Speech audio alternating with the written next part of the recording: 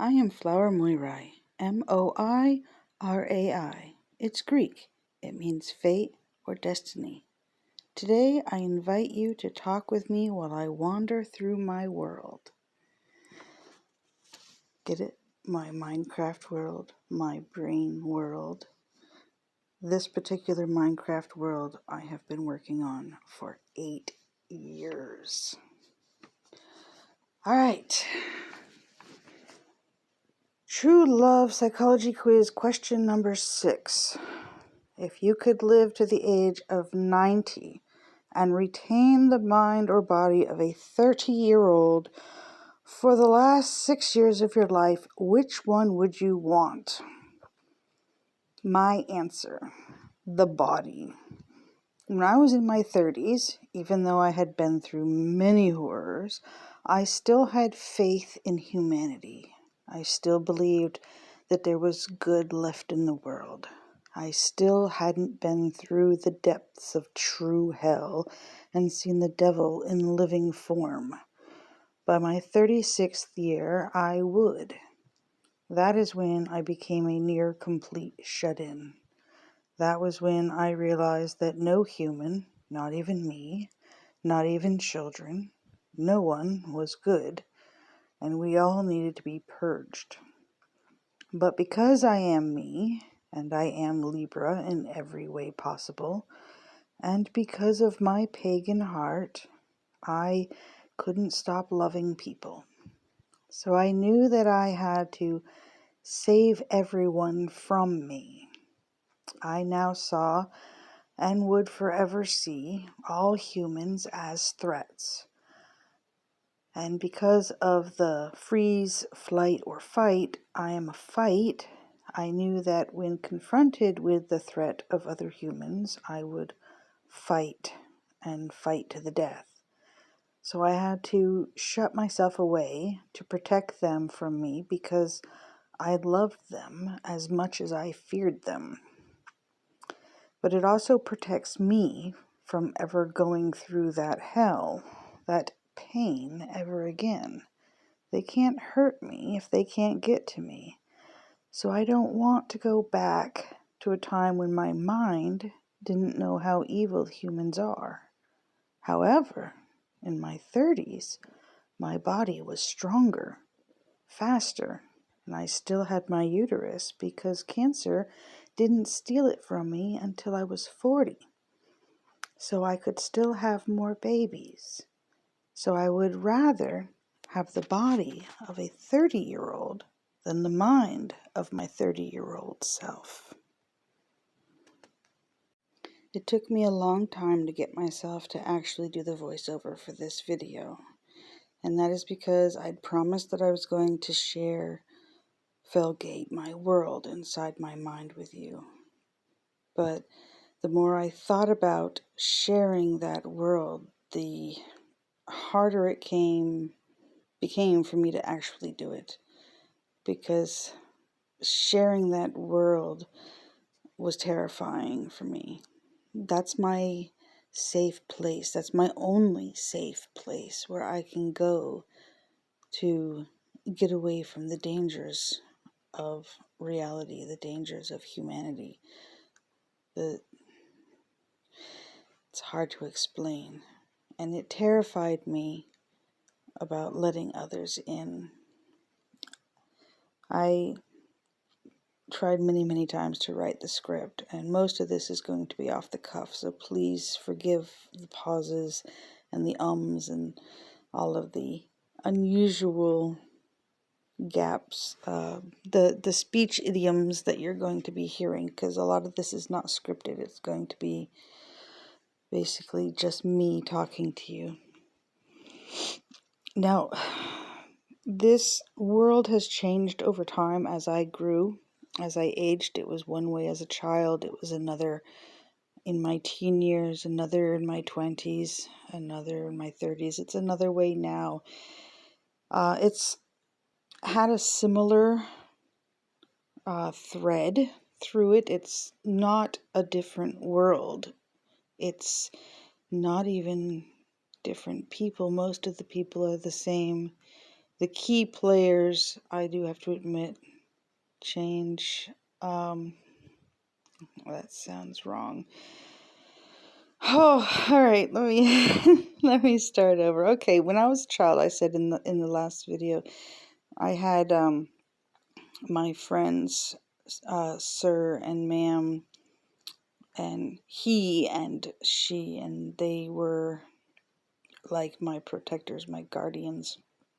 And then when the bad man, I left all of that behind me, in my in my early 20s, because like things were good, but then that happened to me. I was snatched back into it, and that was when I was 19. I was yanked back into it. So oh, god damn. Sorry about the swearing. My apologies. I'm trying to. I had to put myself into a certain zone in the last video so that I could talk about it in a very way without being affected by it. But I haven't put myself into that zone for this video because I didn't think I was going to be going back to talking about that. But anyway, I told you how I had left Felgate behind and then I was snatched back into it because of that experience. But I'm not going to... Okay, anyway, so in 2013, this world became the place where I knew that I wanted to exist more than I wanted to exist in reality. So I began to cement it down. I wanted it to have a set location. I wanted it to have set structures. I wanted it to have a set cast so that it wouldn't be changing. I wanted it to be a place that I could rely on, where I wouldn't have to go and learn the people over again. Where I could come and go and it was like coming and going from your family home.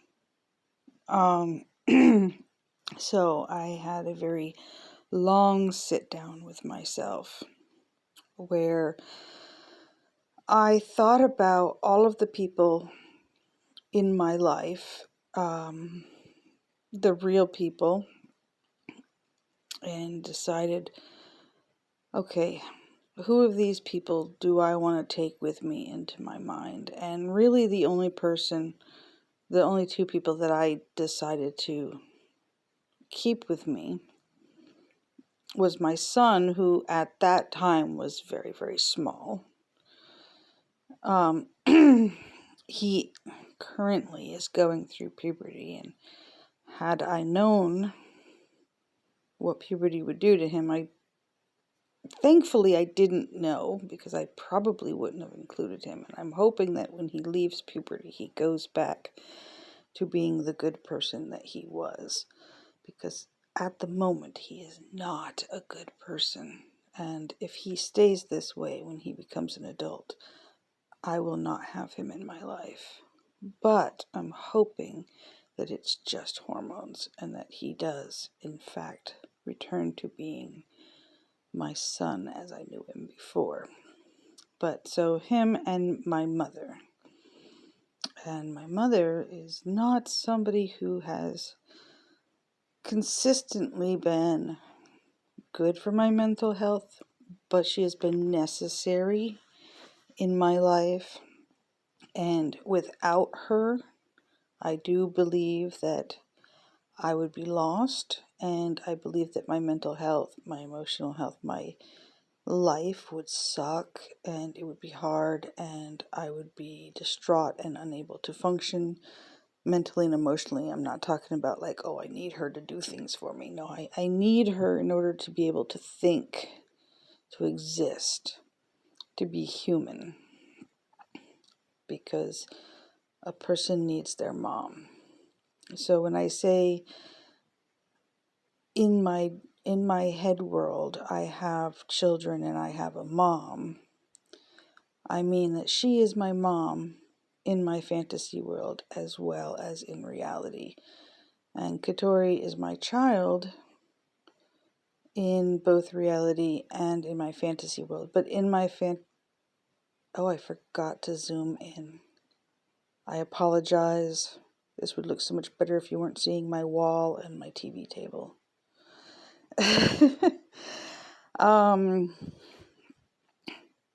In my dream world, in my head world, I do have more children. In fact, I have almost 50 children.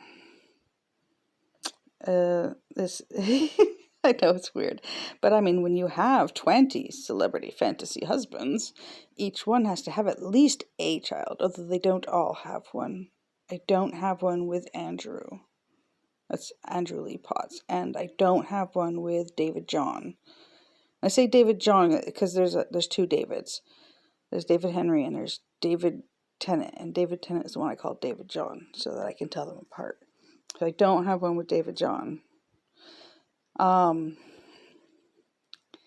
So they don't all have one. And some of them have more than one. Like Daniel has 4 daughters. That's Daniel Radcliffe. And Phillips has 6, 3 boys and 3 girls. So like it's not exactly even. Some don't have any, some only have 1, some have 2. And Daniel has 4 and Philip has 6. So it's like, it's not like an even match. It's very much like real life. It's very sporadic. It's not like I evenly gave everybody 1 boy and 1 girl. No, it was very random and very much like real life. And it's not like I planned this. Well, I mean, I did plan. Oh, God, that sounds so stupid. Okay, I did plan it, but I didn't plan it. You know what I mean? I let the randomness of my broken, messed up brain literally, sporadically just kind of spill out just as it pleased. And this is how it just spilled out. I mean, the reason why David John doesn't have any was because my sister, Georgia, who he's married to, has given him 5 kids, 4 of his own and 1 stepchild. And he said he didn't need any more because he got all he needed from his legal wife. He didn't need any from his spiritual wife. And the reason why Andrew didn't get any was because he married another one of my sisters, not his legal wife in real life, which is some Morena woman, but she's not even in my head world. He married my sister Karen Gillian, and they had 13 children. So again, he didn't need any from me because he got 13 from Karen. So, yes, so that's I have 6 sisters. Karen is the only one who's not actually married to one of my fantasy celebrity husbands. And not all of the men who are married in real life actually have their wives. Only 5 of them do.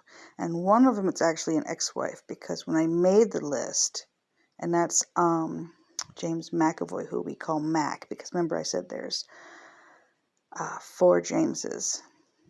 And James Blunt's called Jamie. James Walk is called Jimmy. James Phelps is James. And James McAvoy is called Mac. So his wife, Anne Marie, she's one of my sisters. They were married when I made the list. And I adore her. And she's one of my favorite sisters. Not my favorite, she's one of my favorites. But I absolutely adore her. And so I kept her as my sister. And they are still married in my head world, and she is his legal wife and I'm his spiritual wife. But I did actually give him a daughter, so he has a son with her and a daughter from me. So yeah. And let's see, so there's Georgia, Anne Marie, Karen, and then Tyson Ritter's wife, Elena. she's one of my sisters. And then Philip's wife, Hannah, she's also one of my sisters. And who's the sixth? Why am I blanking on this? Oh, Sam Huntington and Rachel. Oh, yes, Rachel, she's in my head world, she's my favorite sister. She's the reason in one of the versions of the world in the very beginning, I meet her in person and I tell her this story about this fantasy in my head, and she absolutely adores it. She thinks it's the greatest fantasy in the world, and she says to me, do you think you can actually pull this off? Do you think you could actually have 20 husbands and actually give them the attention that they deserve and actually love them properly? And I said, yes, I'm a Libra. I have a pagan heart. This is what I was built for. I'm a caretaker.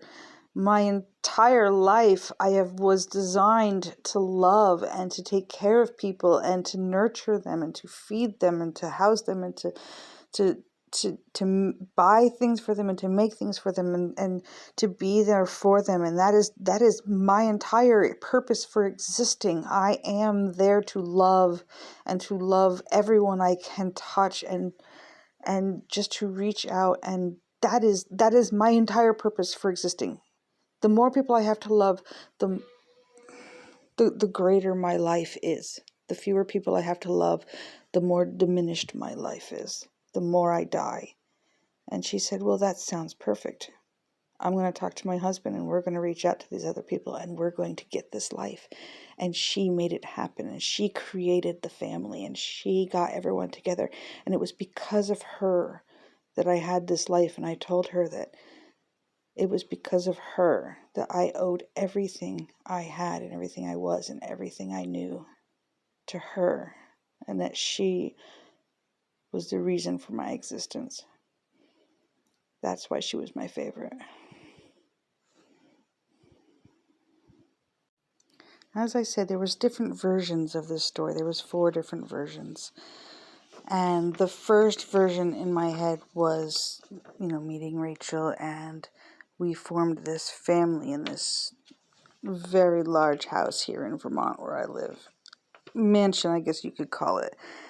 And, when she was asking me, like, oh, can you do this? And I was like, yes, I fundamentally believe that this is the right course of action for me. I know I can do this. And she believed in me wholeheartedly. And it's like, everybody has friends, and I have brothers and sisters, and how do you make brothers and sisters out of strangers? And it's like, you just do. You walk up to them, and I walk like Chris Evans is my little brother. Like, not my baby brother, that would be Matt Smith is the baby brother, and Chris Evans is the little brother, and my big brother is Craig Parker. And so I would walk up to Chris, and I'd be like, hey, little brother, how are you doing? And I would just talk to him like he's my little brother, like I've known him my entire life. And known him his entire life. And I would just treat him like he was my little brother. I wouldn't treat him like he was some actor that I just randomly walked up to and started talking to. I wouldn't be nervous about him. And I would just talk to him, literally just talk to him, and just like shoulder bump him or something, and just keep treating them like he was my brother. All 3 of them, Matt and Craig and Chris, you're my brothers. Call them brother every chance I get. Talk to them like they're my brothers. My sisters, treat them like they're my sisters. Call them sister.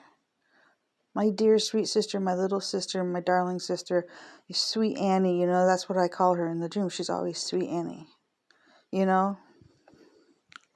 Like, you make people, you make strangers into friends by treating them like friends. You make friends into brothers and sisters by treating them like brothers and sisters.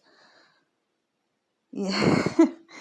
You show people how you feel about them, and they become that thing. And the only way that fails is if that person is horrendous and evil and vile. And none of these people that I love, that I have chosen to care about, none of these people are horrendous or evil or vile. They may have their moments. They may be cold for a brief time. They may be frightened or unsure or nervous or scared or startled. They may not know what is going on, but none of them are bad, because I wouldn't have chosen them if they were bad. My heart would not have reached out to them and connected to them. My soul would not have said, these are the ones for you. Of all the hundreds of thousands of people that I could have reached out to in the world, that I could have seen and said, yes, that one right there. Do you see that guy right there? That guy, Robert? That is going to be the person that you go to when you need advice. That is your advisor. That one right there. Yep. He's going to be the friend that whenever you're lost and confused and you need advice on what to do next about your husbands or your brothers or your sisters, you're going to go ask him. Because he's going to be the one who's going to give you the advice. He's been through hell and back just like you. He's been through everything you could possibly think of and more. He's going to know what to do. He's going to have the answers. That's the one you're going to talk to. If not him, do you see that one over there, JD? You're going to go talk to him. He's the more romantic one, though. He'll help you with the more romantic stuff. Robert will help you with the serious stuff. JD will help you with the softer stuff. And those are your two advisors in life. And then, there's other people that help with other things. There's Aaron and Paul, who were designated as like my guardians in life. And they're the ones that are supposed to keep me safe from doing stupid things and protect me from any harm that might come my way. And they're the ones that I would go like curl up and cry with, and then go have a drink and, I don't know, maybe a fist fight with when things get really bad, because they could probably knock some sense into me when I'm being really stupid. I don't know. But, it's really the brothers and sisters and the husbands and, of course, the father, Joe. I'm probably going to say his... Okay, I say his name wrong, and I usually say this name, and when I try to, like Google, get, like, an image of him, like, to post up for my wall and everything, I always get the football player, and I don't mean the football player, so if I pronounce his last name wrong, and you guys are thinking, isn't that a football player? No, I'm not talking about the football player. I'm talking about the Italian actor. It's Joe Montagna? Not the football player, the Italian actor, dude. All right? You may have noticed I'm speaking Italian sometimes. Yeah, because I'm trying to be more like my dad, and that is my fantasy celebrity father. I don't actually speak Italian fluent. I'm still in the learning process. You may have noticed that my Italian's not very good. I'm working on it, but I keep trying. It should be much better than it is, because I have been studying for 4-5 years, but I keep stopping. I stop for like long periods. Like I'll study for like 3 months and then I'll stop for 9, and then I'll study for 3 months and then I'll stop for 9. But I keep digressing. See, this is why I get scripts, because if I don't, I'll digress into things that are unrelated back to the family and to the head world. Okay, so like I was talking about how you turn... Alright, so, we're having this discussion with how do you turn strangers, into family? How do you turn strangers into friends? How do you turn friends into family? And it's like, and then, like, do I actually feel this way? Yes. Yes, I absolutely do. I 100% completely believe everything that I am saying. And I realize that you guys think I'm absolutely flaming fucking nut. Oh, sorry. Oh, I am... didn't mean to swear. I understand you guys think that I'm absolutely flaming nuts. But I truly believe there is something there. And I truly commit myself to each and every one of these people. The ones that I've met in real life and the ones that I haven't, if I saw any of them in real life, in any kind of harm, in any kind of need whatsoever, I would jump right in and try to save them instantly. I would try to help them. I would try to do whatever I could. It's about constant intensity. It's about consistency. It's about never faltering. It's about 100% believing this is true, and I do 100%. But it's also very lonely because I know the difference between reality and my head world. And I know these people are not really here with me. And I know that I could take on the world and do so much with my life, what little I have left of one. And I could do so much if I had just one of these people that I've decided to love me back in reality. But I don't have the strength or the courage to do anything on my own. And courage comes from the support we get from others. When you feel that someone has your back, when you know that the day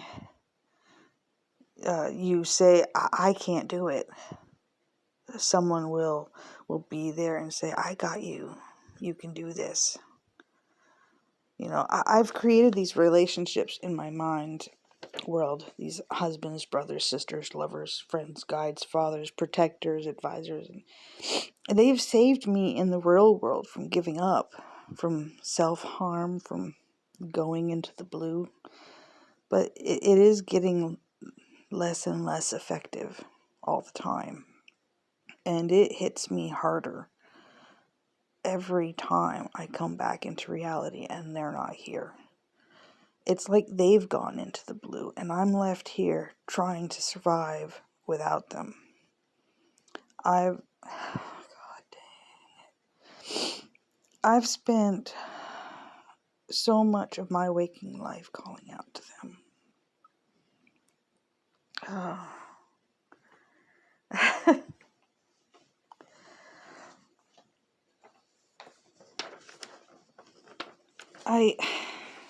I thought I procrastinated this video because I didn't want to share my world, but I guess I've been procrastinating this video because I didn't want to share it with strangers. But I do want to share it with my people, the ones I've chosen to love above all others.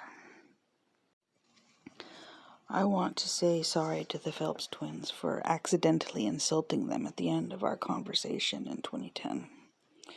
It was 2-1 and I was overwhelmed and starstruck. I want to tell Oliver that even though you were so cold to me, I still love you.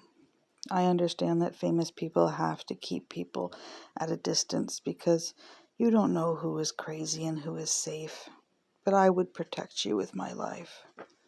I want to tell James that I think the reason you are my favorite of all 20 fantasy husbands is because I didn't fall in love with you till I was sitting across the table from you in reality. And it happened while looking you in the eyes in real life, having a real conversation with you, hearing your real words in response to my words, the way you held my hand when you shook it and came up out of your seat like a gentleman, so polite, so kind, so attentive. I didn't fall in love with you until I actually knew you. You will always be my favorite. I want to tell Sam to slow down. I'm sorry I startled you. Thank you for having the realest conversation with me. Out of everyone I met in reality so far, you made me feel like I was actually talking with someone who knew me. Someone who was as close to me as they were in my mind world. That's why I slipped up and asked where Rachel was. I wanted to see my sister. That look on my face when you said she wasn't there was real heartbreak. It was as if you were saying I couldn't see my sister. For a second, I was lost, and I had to force myself back to reality and remind myself that I was talking to the real you and not my mind you. That's why That sudden laugh was so fake. Then I had to get out of there. Quick. I was screaming in my head for you to hear me. I think I died a little. But that wasn't your fault. You couldn't have known. I got to see Eric do a concert and talk to him after. He's the only one I've met in person who said yes when I asked for a hug. He smelt like dust and vintage clothing. Thank you, Eric, for trusting me and letting me have one tiny touch of reality to take into my dream world. I will love you forever. I could have seen Philip do a concert. He was performing 5 minutes from my house, but I was so scared of more rejection. I literally could have walked there and met him and Hannah, but I didn't want to be faced with more reality that they had no idea who I was. I listened from my window and called out to them both in my mind. Ascoltami, amami, salvami. Por favore, Seralina, seppe che te amirò e te proteggerò fino al giorno della mia morte. Sarai sempre nel mio cuore e nella mia mente. Non deve mai fare nulla per guadagnare questo è già tuo. Ma se puoi, per favore, ascolta mentre che amo il tuo nome. Real love is delivered with genuine consistency. A quote I heard and I absolutely adore it. It says, love is giving someone the power to destroy you and trusting them that they won't. So I'm going to tell you my greatest wish of all in the whole world is for just one person from my mind world to find this video, this channel, this message in reality, and obviously not be what I have them listed as. I'm not expecting a whole bunch of husbands and brothers and sisters to swarm me. I'm an overweight, overage, 40-year-old cancer survivor with no uterus. What good am I as a wife? But, to find this message and to have them want to try to be my friend. So they come here to Vermont or reach out to me somehow and they say to me, I have heard you calling in the night. That would be all it takes. It would only take one. Just one to save my life.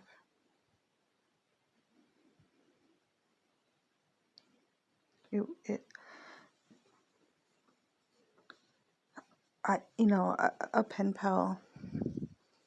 I've been writing to Matthew Gray Kubler for years. I wrote to Daniel for years. I wrote to Kirsten Eyre since I was 18.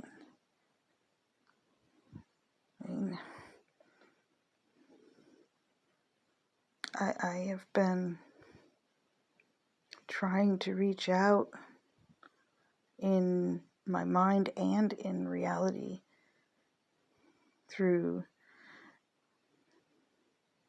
internet, through letters, through agents, through websites, Twitter, Instagram, Facebook, through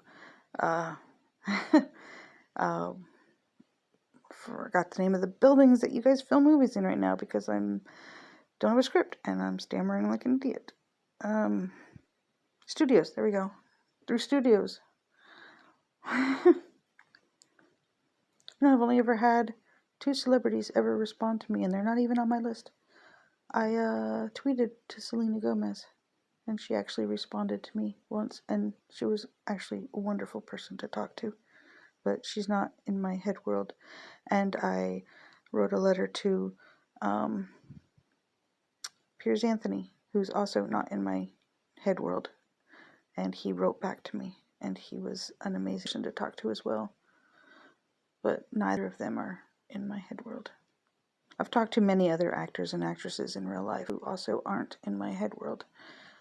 Jewel State and Brent Spiner and Marina Sirtis and lots and lots of people. But again, not in my head world. But they're not what I... yeah. If just one person were to come across this, just one person on my list, just one person were to hear me,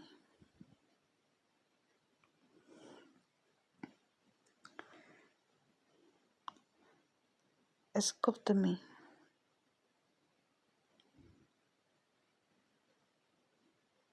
Sálvame.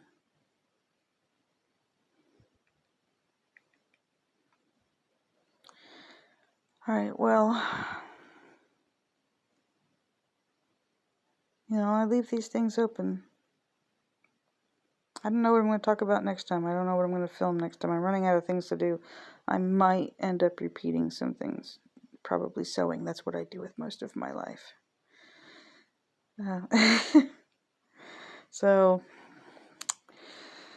I will talk to all of you soon. And you know it from the bottom of my heart when I say this. I mean this to each and every single person out there. I love you.